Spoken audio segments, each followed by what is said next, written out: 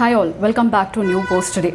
But before going into the details, I would like to tell you, if you have a legal issue with someone or a dispute, try to resolve it mutually, or you can use mechanisms such as arbitration, consultation and mediation.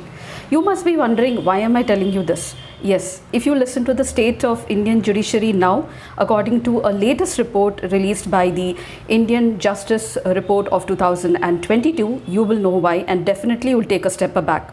So you can save your money and time rather than running around the courts. So let's see why. And this topic is really important for those preparing for the UPSC and also for the state services, because you have a specific topic, judiciary being one of the organs of the government, and also the recent issues, the functions, etc.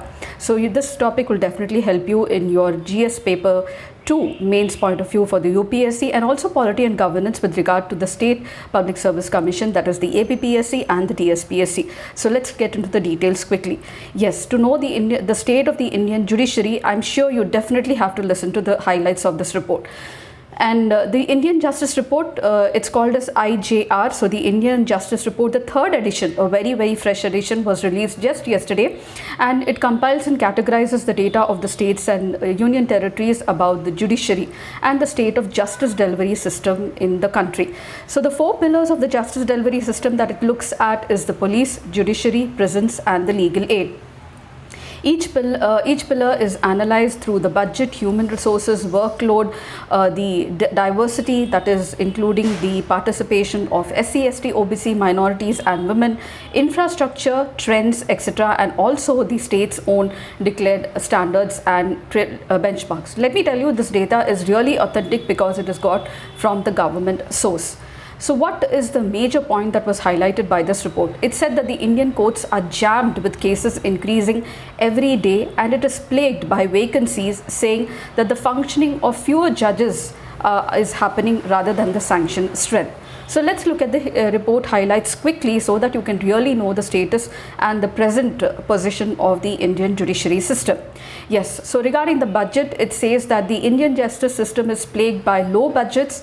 Except for the two union territories of Delhi and Chandigarh, no state spends more than 1% of its total annual expenditure on the judiciary. Now this is pathetic. Concerning the budgets, the report says that the national per capita legal aid, including the expenditure of the National Legal Services Authority or the NALSA and the states and union territories, is just a meager 4.57 per annum on a person. Regarding justice delivery, it says that out of 80 large and medium-sized states of population of over 1 crore, Karnataka ranked first in justice delivery, and you will be happy to know that this was followed by Tamil Nadu, our very own state of Telangana, Gujarat and our neighbouring Andhra Pradesh. So UP ranks the lowest in the justice delivery system. The report flags various important issues about the vacancy. You must know about this, but that because it means that more jobs in the future in the judiciary, police, etc. Yes, so the report flags the issues of vacancy like the police, prison, staff, judiciary, legal aid. As of December 2022, out of the sanctioned strength of 1108 judges in the high courts all over the country, only 778 judges are functioning in the high court. So we have a backlog of almost 1/3 of the vacancies to be filled. In the subordinate courts, on the other hand, only 19,288 judges are functioning, as against the strength of 24,260 to 631. So this is almost a whopping 5,000 judges vacancies that is there in the subordinate courts. When it comes to the judiciary, it highlights that there are 20,000 judges for the population of 1.4 billion in our country, indicating there is a high amount of vacancy, almost 22% of the sanctioned posts. And these are about the sanctioned posts, let me tell you. Among the high courts, there is a 30% vacancy among the judges. Of the 13 high courts, 35% of the 13% of high court judges, 35% of subordinate judges are women, and only 13% of the high court judges are women. So there is a large gender equality in the judiciary with regard to women participation or judges. Goa has 70% of the judges in the subordinate courts as women. This was followed by Meghalaya and Tripura, that is 63%. So women judges are on a rise in the subordinate courts, but the high court, they are very less women judges. Let me tell you, you will be startled to know that Bihar, Tripura, Manipur, Meghalaya, Uttarakhand have no women judges at all in the high courts. Pendency. So regarding the pendency, the IGR says that UP has the highest case pendency. The average time case pendency, let me tell you, in UP is 11.34 years. That means there are cases that are higher than 11.34 years that are pending from so many years. It is 9.9 years in West Bengal. It means that there are cases pending more than that also. The lowest pendency is seen in small states like Tripura, Meghalaya and Sikkim, that is just about 1 to 2 years. Case clearance rates, that is the number of cases that are cleared on a yearly basis compared to the number of cases that are filed in that particular high court or subordinate court, is also bad in the country. It's only good for Kerala and Odisha, so they have over 100% of case clearing rates, and it is really bad for Rajasthan and Bombay, where it is less than 50%. On the aspect of workload in the judiciary, the report says that 1 in every 4 high court cases are pending which are more than 5 years old. The report states that as of December 2022, 19 judges are working for 1 million people, when the Law Commission's target was 50 judges per 1 million population in a decade. So there is a large vacancy and shortage of judges that are dealing with the cases in the judiciary. So let me tell you that this report highlights the position about the high courts and the subordinate courts. It has said nothing about the Supreme Court.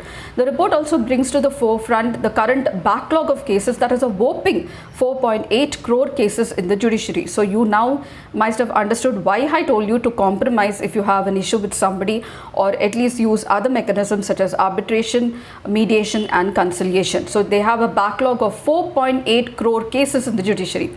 Let's look at about the status of prisons, and you will be shocked to know something about this.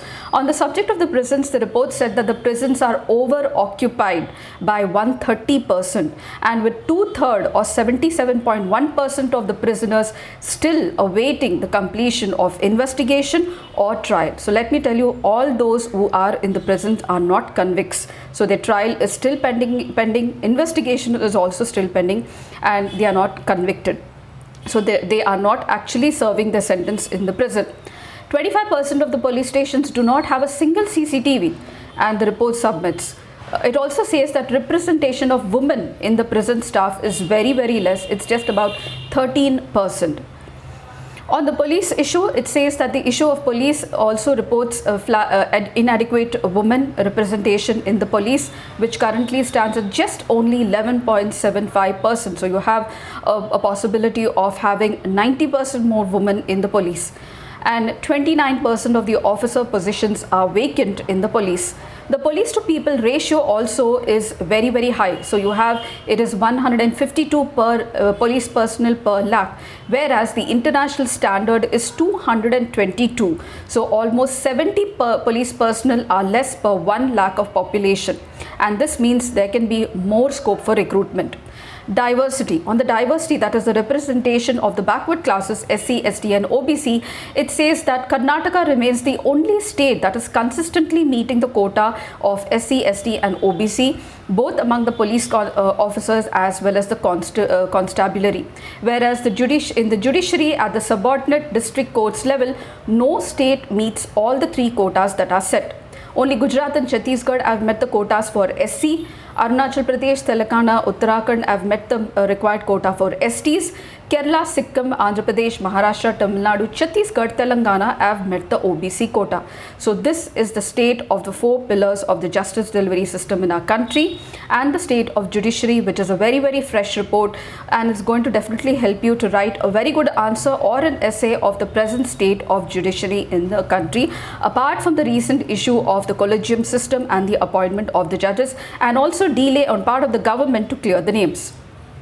Now let me tell you that this data is authentic. It is from the government sources, and you'll know why. So it is an initiative taken up by the Tata Trust in 2019 in partnership with the Center of Social Justice, Common Cause, Commonwealth Human Rights Initiative, Daksh, and the Tata Institute of Social Sciences, Prayas, with the Center for Legal Policy and How Life Lives. It is a culmination of quantitative research carried out in 24 months, that is 2 years, based on the data and the official statistics that is collected from the government sources. So I hope this information was really helpful to you all. Please do not forget to follow, subscribe, and do comment on the issue, on the topic which I just discussed with you. I will meet you in my next post. Happy learning.